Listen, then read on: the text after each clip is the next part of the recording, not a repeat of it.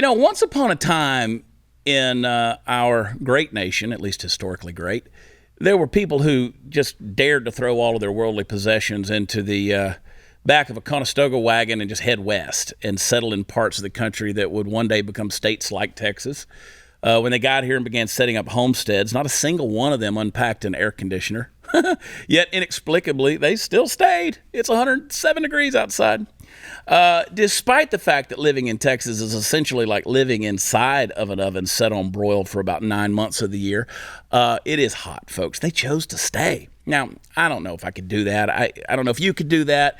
These were tough people. These were either hardier, stronger people than the limp-wristed weaklings we've become today, or else they were people suffering who just didn't know any better. Now, at any rate, the thing I want to ask you today is, are you ready to go back to that? Because as of right now, about 1 in 6 American households cannot keep up with their energy bills. And in case your math is as bad as mine, that's about 20 million Americans.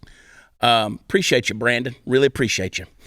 Since 2019, the average amount a household owes on their overdue utility bills is, you ready for this number? $792. That's about $16 billion nationwide.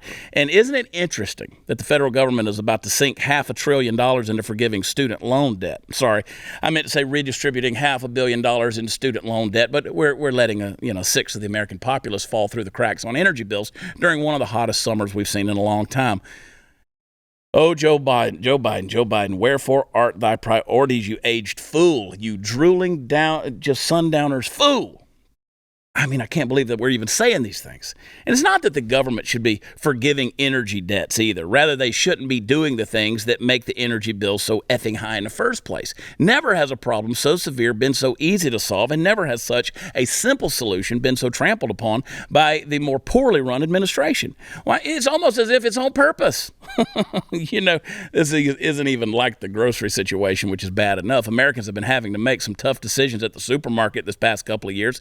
Do I buy the name brand? Do I save money by getting the off brand? There, at least you have two bad choices and can pick the lesser of two evils. And by the way, do not do that on Oreos. Spend the extra money, please. I'm telling you, you'll regret it if you don't. But when it comes to the power of this energy situation, most people don't even have that choice.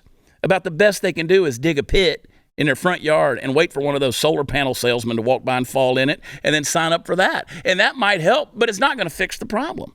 Even if you're as left on energy as you can possibly get, at some point, you're going to have to face the fact that we cannot be energy dependent on other countries right now, especially when we could be drilling right here in America. I mean, we could do it right now. We could do it tomorrow. We could do it next week, but we could do it. Tell you what, Joe Biden, how about you make a little visit down to Texas and step outside your limo for 5 minutes? And if you thought falling off your bike took the wind out of you, try breathing in the fire and brimstone scented air that we've got to offer here every day.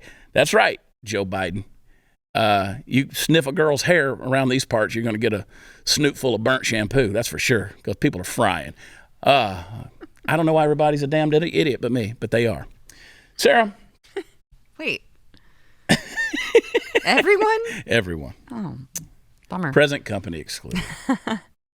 I'm miffed about this student loan thing. I don't want to get into that because I'm just railing on Twitter on this whole thing. And everybody's a damn expert out there on this thing. That's another thing. School prices. You want to go to school? Listen, I'm all for higher education. But one, it's not education anymore. It's ideology presentation and narrative pushing. And yeah, I mean, University of Texas in Austin has now got a class on Taylor Swift songwriting.